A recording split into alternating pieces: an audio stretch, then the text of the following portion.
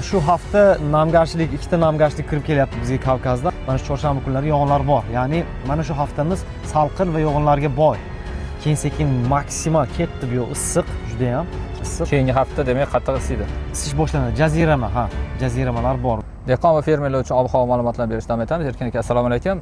Demak, O'zgidromet juda ham issiq bo'ladi deyapti, iyul oyini va quruq bo'ladi deyapti. Mana kecha Toshkentda juda ham ko'plab tumanlarda o'sha elektr o'chib qoldi va dehqonlarimiz ham xavotirga tushib qolishdi. Elektr o'chib qoladigan bo'lsa, demak ko'pchilik nasos bilan sug'oradi ekinlarini va bu bo'yicha sizni shu ma'lumotlaringizni berib o'tsangiz.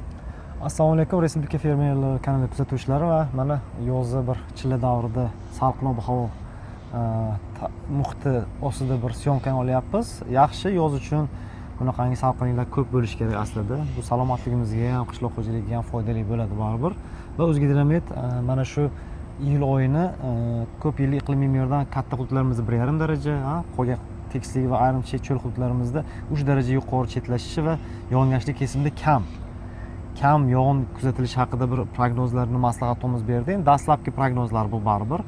Va umumiy ma'noda agar mana shunaqangi bir umumiy vaziyat atmosferadagi jarayonlardan kelib chiqib aytadigan bo'lsak, iqlim o'zgarish sharoitida Kamol aka bizda mana shu yil ham ko'ryapmiz, namlik yuqori bo'lib ketyapti. Bunaqa namlikda endi 40 darajamiz his qilinishi juda yuqori bo'ladi. 50 daraja o'qolar ekan. Shunga yaqin o'zi 40 darajani his qilinishi baribir shamol omili, havodagi namlikka to'g'ridan-to'g'ri bog'liq, faqatgina havo harorati bilan o'lchanmaydi. Masalan, Yevropada 32-33 darajada xuddi dush saunani ichida yurganda bo'lasiz, dimiqqasiz, lekin bizni qirg'imizdan ham og'ir jarayonda bu.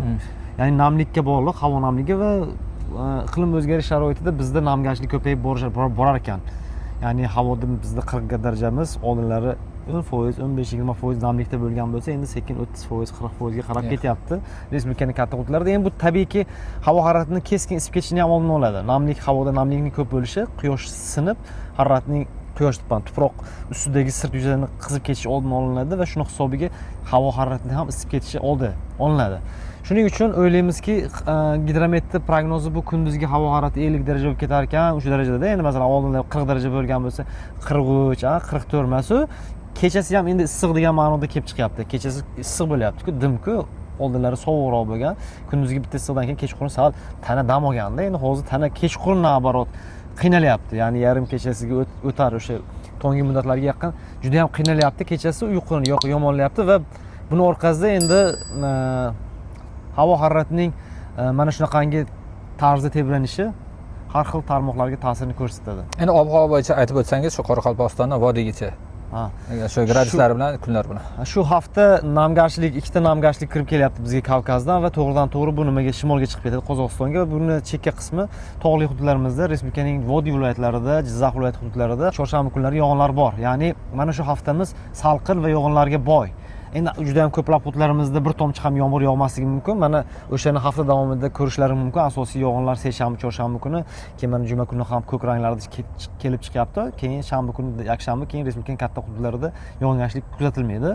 Shu bilan birgalikda endi mana shu umumiy yog'ingarchilik hafta davomida mana ko'rsatyapmiz. Uni ham dushanba kunidan keyingi hafta dushanba kunida, ya'ni kim o'sha 29-iyundan bu yog'i 6-iyul kuniga qadar qancha quvvatli yomg'ir yog'adi. Respublikaning katta hududlarida oq rang, mana Xorazm viloyatining katta qismi, Buxoro viloyati, Surxondaryo, Qashqadaryo viloyati, Samarqand viloyatining yarmida, Jizzax viloyatining markaziy hududlarida bir tomchi ham yomg'ir yog'masligi mumkin mana shu haftada. Boshqa hududlarimizda ko'k rang endi ko'rishlari mumkin. Sariq rangli hududlarimizda 20 mm, qizil rangli hududlarimiz ham bor. Tog'li hududlarimizda 60 mm.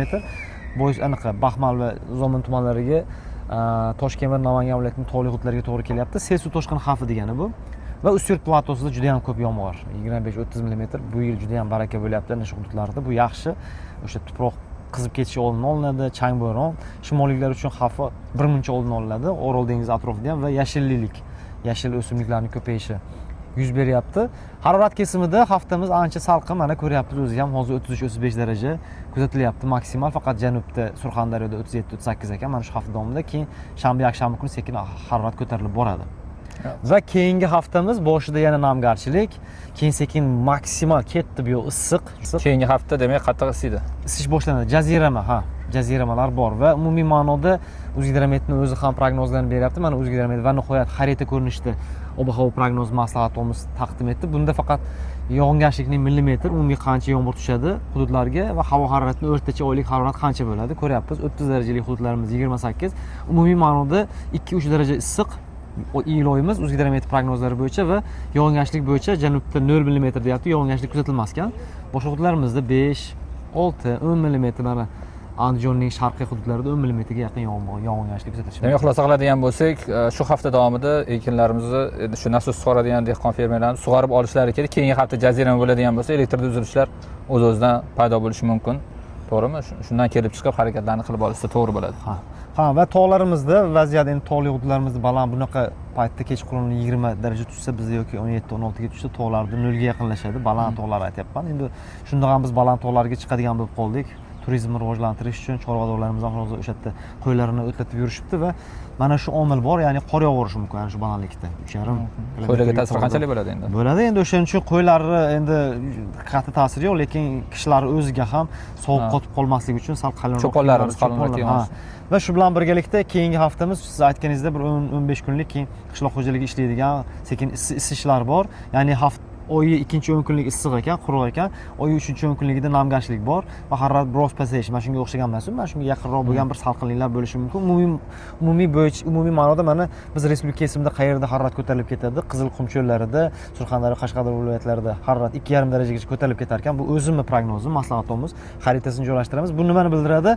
Qayerda issiq, qayerda salqinroq tasavvur ega bo'ladi. Mana vodiy o'tmish iyullarga xos bo'lgan iyul bilan to'qnash kelishi mumkin mana shu. Nimada? Iyulda. Yoki mana Toshkent viloyatining hududlarida ham, Sirdaryo viloyatining shimolda, Qoraqalpog'iston Respublikasi hududlarining katta qismida. Odatiy yoz bo'ladi. Shu bilan birgalikda yog'ingarchilik kesimida mana joylashtiryapmiz xaritasini. Unda namgarchilik hududlarimiz bor. Respublikaning 20%, 100% me'yordan ko'proq namgarchilik bo'ladi. Lekin 80% da qurg'oqchilik. Menimcha shu umumiy katta maydon qurg'oqchilik bo'lishini hisobga olib, O'zgidromet quruq keladi degan nimani bergan prognozni. Rahmat. Demak, Erkin aka katta rahmat va oxirigacha kuzatganingiz uchun rahmat. Izohlarda albatta fikr va tanqidlaringizni ham yozib qo'ying. Shunga ko'ra keyin ko'rsatuvlarni tayyorlaymiz. Katta rahmat. Sog' bo'linglar.